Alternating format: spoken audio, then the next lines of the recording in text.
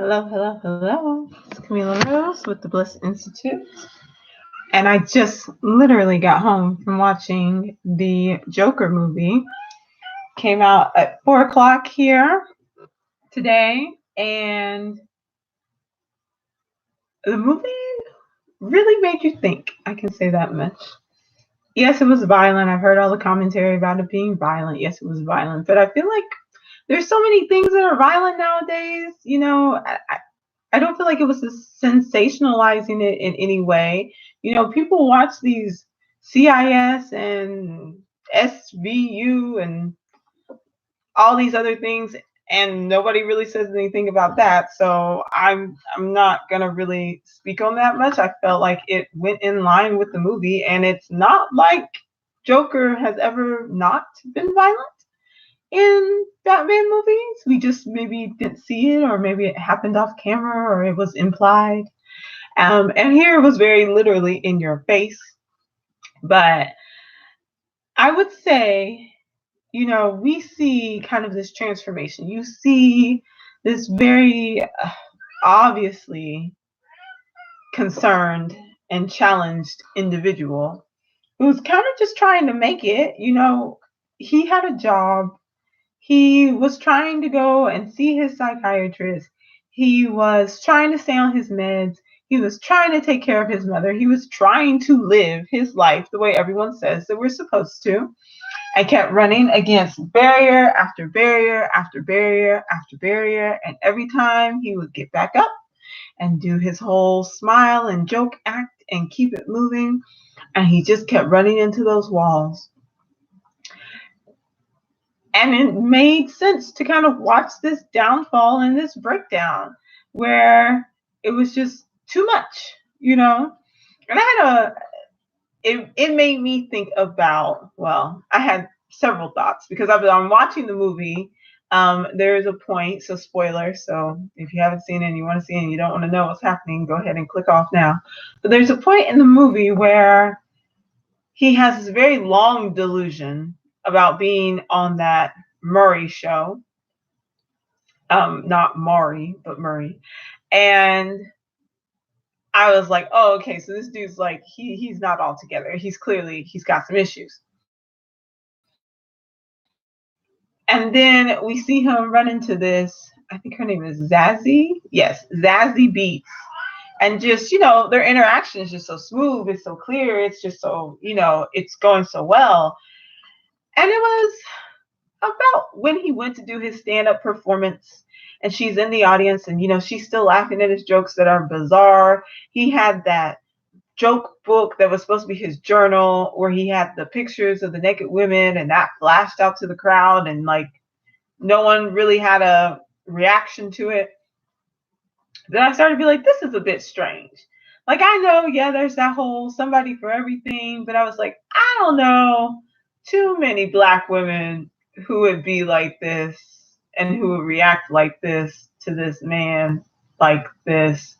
And so then when they're still having their little date afterwards, then he's going through things and he's having his moments and showing up at her house in this clown makeup. And I was just like, I don't know.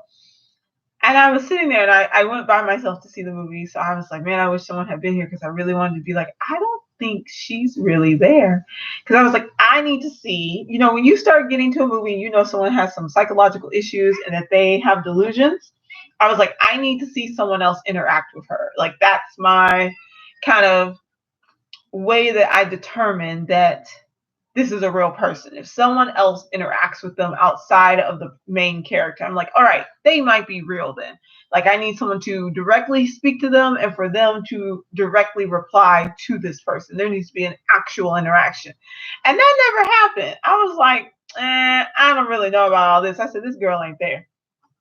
Turns out she wasn't. And I was like, well, that makes 100% more sense than what this story they've been kind of selling us for a minute. Because I was like, maybe these other folks were buying it. But I was like, I'm telling you, I'm sorry, I don't know a Black girl alive who would have been like, oh yeah, he's so cute, he's great. They'd have been like, I'm only nice to him to make sure he doesn't try to take me and my family out. Then also looking at, and I've only watched one review for this movie. but I haven't really seen anyone talk about it. I've seen people talk about kind of the social implications on the larger scale of the movie, about social unrest and about classism and capitalism and the fall of capitalism and move towards fascism and things like that. But I haven't seen anyone who really spoke about the role of the caregiver and how the Black woman was portrayed in these movies as this role of the caregiver. Again, kind of that mammy role. We had his first psychiatrist or psychologist, and who probably referred him to as psychiatrist. First psychologist was a Black woman, Zazie Beetz, who ends up being this unreal portrayal that he conjures up in his head, is a Black woman. And to bring in the Black males, the administrative personnel at the state hospital, which is a state hospital, is basically a nicer way of saying a mental institution. He was a Black man, and he's just trying to do his job. And then the final psychiatrist at the end, that was Black women too. And I was like, why are we the ones always getting stuck trying to help and counsel this dude? Like, where are all the rest of the people? And I know it's just a movie, and I know maybe they were trying to make sure they had some representation and they have multiple races. I understand that.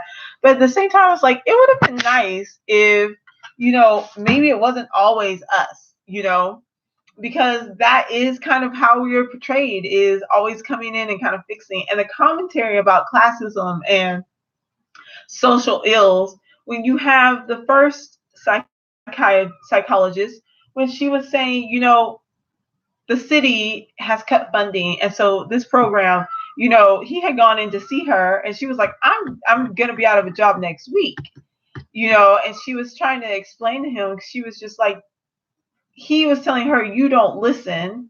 But at the same time, it seemed kind of like Arthur wasn't really listening either. Was he really able to see the plight of others around him? And that's kind of I suppose the point is that he's not able, that in all honesty, although he is trying to be the person kind of giving retribution to these folks who, the rich are the ones that look over him, he's looking over people as well, because obviously, his psychologist is in this awful problem. Sorry, I don't know what's going on with her. Is in this awful situation. The office looked terrible. She's probably underpaid, overworked. She's trying to help this man who clearly needs more than just to come see her on whatever basis he came. He needs actual assistance and an actual program, and that wasn't being provided. And so, how do you really see that person? And you have someone who's clearly, he's sick, but at the same time, now, she's seen as this awful, psychologist who was not really helping him. But how much was she really supposed to be expected to give in these awful circumstances? And then how this cycle ends up perpetuating itself over and over again, with the same people being torn down and tearing down. So anyways, that just kind of, I was just like, I don't know, I'd have felt a type of way about that, obviously. Also, so we get to the end, and I wasn't sure exactly how much was going to be, how much they were going to kind of pull into this whole how delusional he is. But I like the fact that the movie, he was more delusional towards the beginning and in his delusions, where we could see him in these delusions and we were being them with him towards the beginning of the movie than afterwards. It's like what he said in the hospital room with his mother, these medications and this being happy all the time, like that wasn't real. This is real. This kind of craziness is real. This is who I am. And so I was like, okay, because then after that, we stopped going into these delusions because he didn't need to have them anymore. They was just kind of all the time. And so now he could just be what we see as a crazy person without needing to play it out in his head. He could play it out in the real world. And so he's dancing through the streets. He's killing folks when they're, when they annoy him. He's treating people the way that he feels like he's been treated. All right, let me figure out what I can do about this. One moment. You gotta go. I don't know what you're wrong. You gotta get out of here. Come on.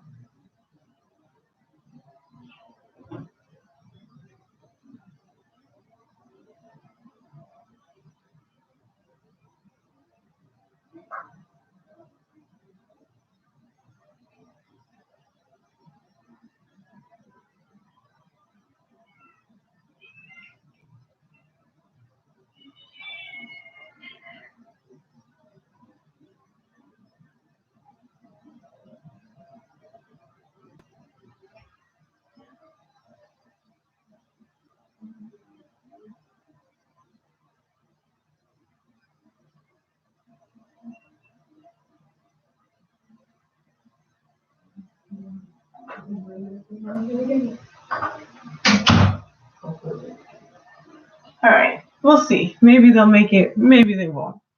Okay.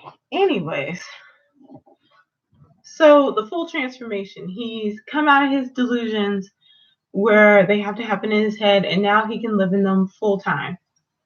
Just a completely broken person. And he goes onto this show. He's dancing in the street because he's running from the cops. And you see the cops. I love the fact that even in these moments that are like, wow, okay, you're really seeing it, and it's a beautiful shot with the stairs and the lamps. And then you see the two figures in the back, and you're like, there go those cops looking for him. And he's still kind of in that delusion that we're seeing, that juxtaposition between the reality and the fantasy. And then really being able to kind of see how that plays out, because he runs, he's out of there. And so he's full Joker mode, fully in it. And he gets on that train, and everyone else is in these clown masks because they're going to the riot, or, well, I think it was supposed to be a protest, but turned into a riot. But they're going to the protest, and they're all on the train together. And it just was really something, because I was thinking about when I spent my time in New York, and you're getting on one of the trains, and I was like, seeing myself sitting on the platform and seeing the train full of people with clown masks on, and I was like, there is no way I would get on that train. And then also to know the unrest, and then for the police to still get on that train, I was like, I see it happening, but I'm also kind of like, because I know maybe you're like, I'm gonna go, we gotta get this guy, but I'm like, these people are not happy with what's happening. Like, why would you get in this enclosed space with them where you cannot escape? And then just how angry everyone was, and how ready everyone was to try to express that. I mean, he started a fight by just stealing a dude's mask and then bumping into another guy. And then these two started fighting. But all his moves were so like the Joker. Like the Joker would do these things.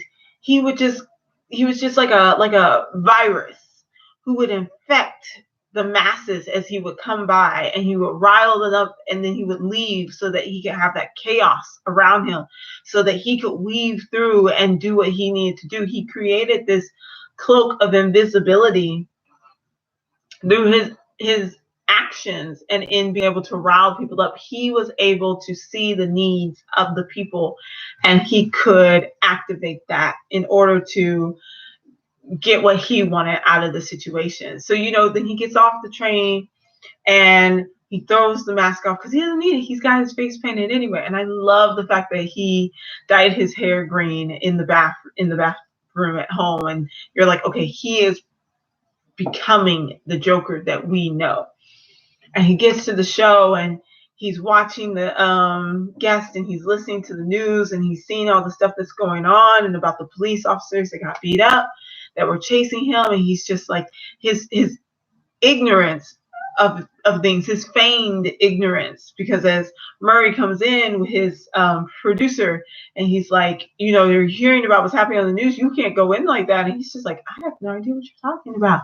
And I was like, oh my gosh, I love that, because we'll turn a blind eye to things that are clearly in front of us, like they're right in front of us, and we'll act like they're not happy. We'll act like there aren't people being killed unjustly, or that there aren't, programs being devalued and being stripped of their funding that are helping people. Like, there's this rhetoric that kind of flies through that's just like, well, it's the merit, it's a play on meritocracy that's trying to say that, well, as long as you do the work, then you'll get what you deserve, which is a strong line in this movie, that you're getting what you deserve, when it's a full-on lie in reality, because people start off at different levels, and they have different access, and they have different qualities and opportunities. And so, there's just no way to really just say that it's an even playing field. And so, the fact that he takes on the persona of the very people who have made him into who he is, I thought was brilliant, absolutely brilliant.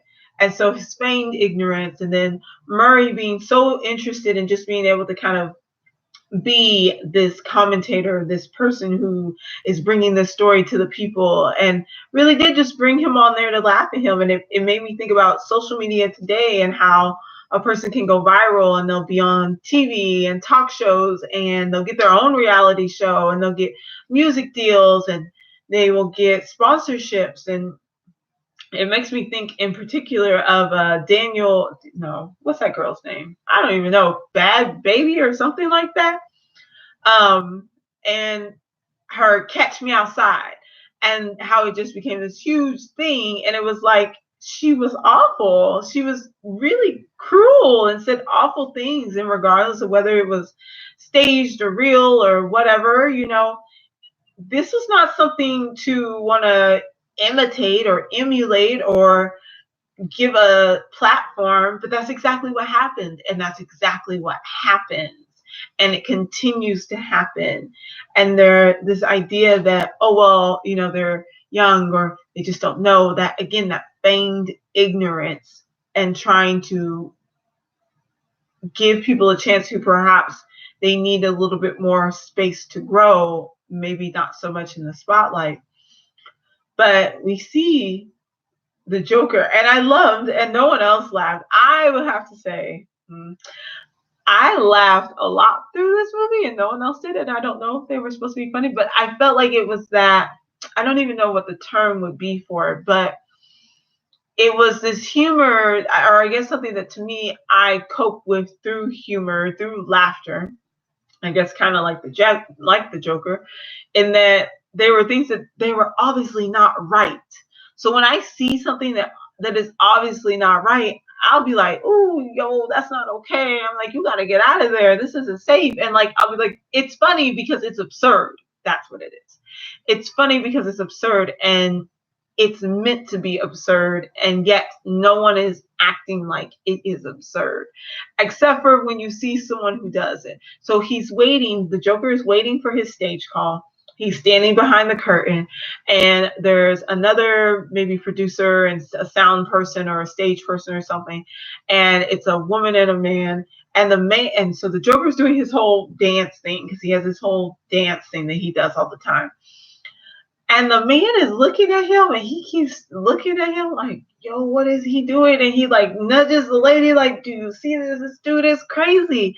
And I was like, okay, these are the people that I'm like, you're my people. Because I'm like, yo, this dude is crazy. And everyone's just kind of like, oh, they just, well, okay, the Zuri, or the Zadie, I want to say her name correctly.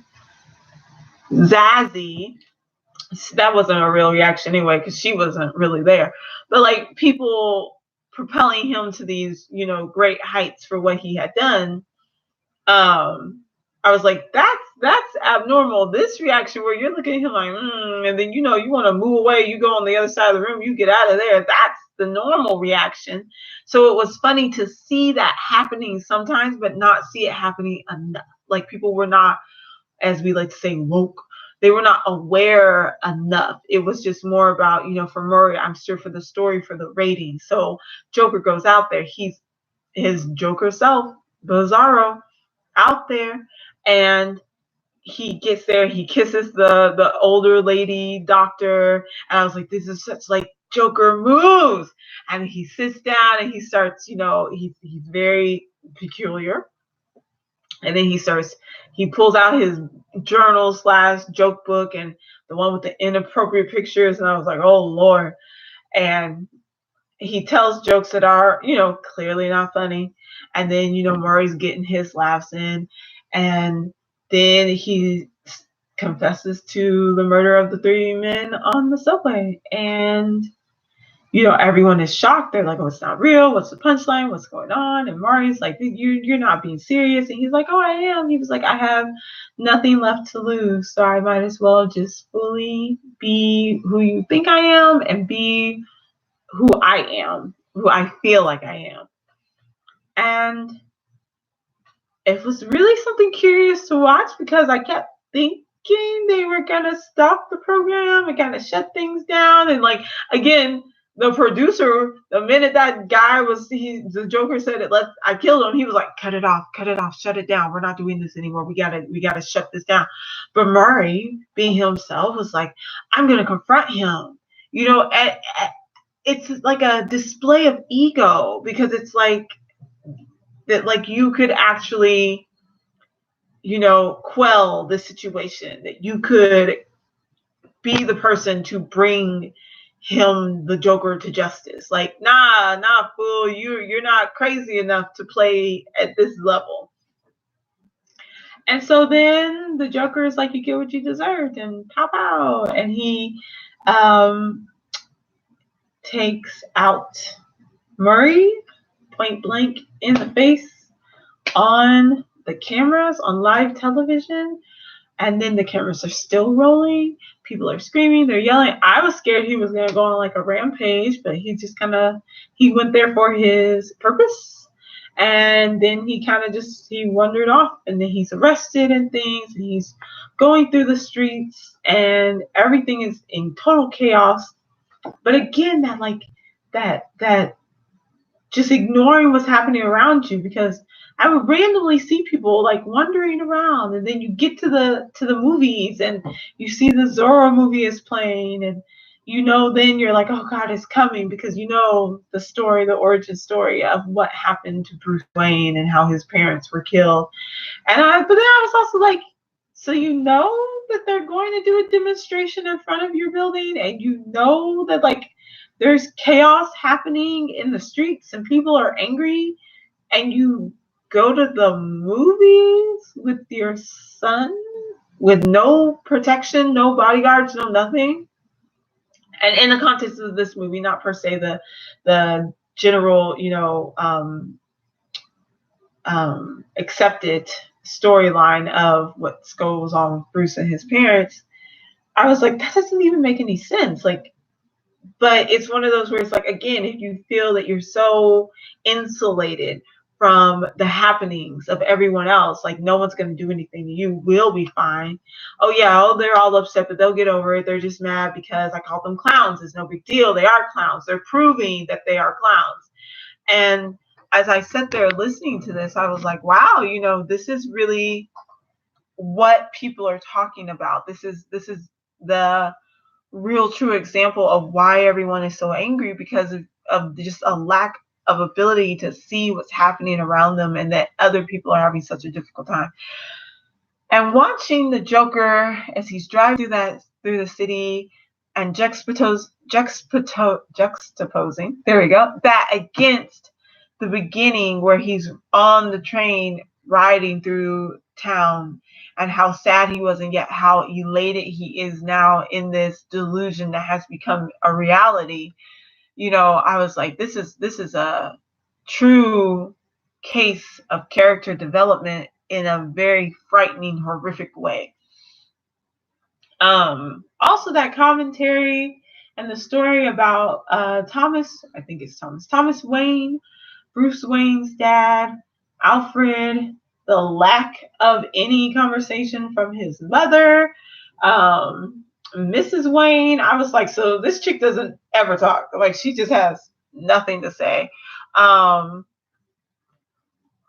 I was like, this guy's kind of a jerk. the Thomas Wayne, he's kind of a jerk. I was like, he's not very nice, you know, and I could see his frustration, but I was also like, well, I don't really like, don't you have a lot of money? So couldn't you give some money to the city, or couldn't you help out in some way? And then also understanding that, maybe he just doesn't feel like it's his responsibility. But if you're someone who feels like you want to be mayor, then you obviously want to take some type of responsibility for what's happening in the city that you live in. And yet, while it's going on and you don't. That's concerning. That's not the type of person I would really want to be, that I would at least want to vote for as a mayor. Some of my thoughts. Let's see. I liked the movie. I thought it was beautiful. Some of those shots, they were just amazing, just absolutely amazing. All the ones on the staircase, even that end shot with when he's in that state hospital again, and he's being interrogated, and he's handcuffed, and he obviously kills his interrogator, psychologist, and he's got the bloody steps on the floor, and him just kind of running in that madness, like full on Joker, just doing whatever feels right, not wanting to be bothered with having to feel or empathize for others, having a bit of humanity sneak in and then snatching it away so that he can, escape to live another day, to have the last laugh, to get that last joke in. And then running back and forth with a guard chasing after him. I was like, this is it. This is this person that we've known for all these years, and his descent into full-on madness. That was always the thing about the Joker that I thought was the most interesting, was that it wasn't so much that he didn't care, but just that he was so disconnected from reality that he just lived in his own world. And he played it out like he lived in his own world, and that it was all just kind of a game and a joke, and it was just all a joke, and the long-term consequences really didn't matter because none of it was real. So it was a fantastic, fascinating movie. There were some scenes, I'm telling you, that I had some funny moments where I was just like, what is happening? And then I'd be like, yo, get out of there. What's wrong with you people? They were on the train the very beginning when they're the three young men, and they seemed drunk, but maybe they weren't. But they were kind of messing with the young woman who's just trying to mind her own business on the train, and then they start messing with him, and I was like, dang, y'all just beat this fool up all the time. And it really made me think. I was like, dang, like this is I'm trying to think of her name. I really like her too. I was gonna say, let me look her up and see who it is. There's a reviewer that I like. I'm gonna look her up so I say her name correctly. Beyond the Trailer with Grace, yes. And she was talking about how real everything is, and I was like, that's what's so poignant about this, is that everything that's happening is something that you can really see happening.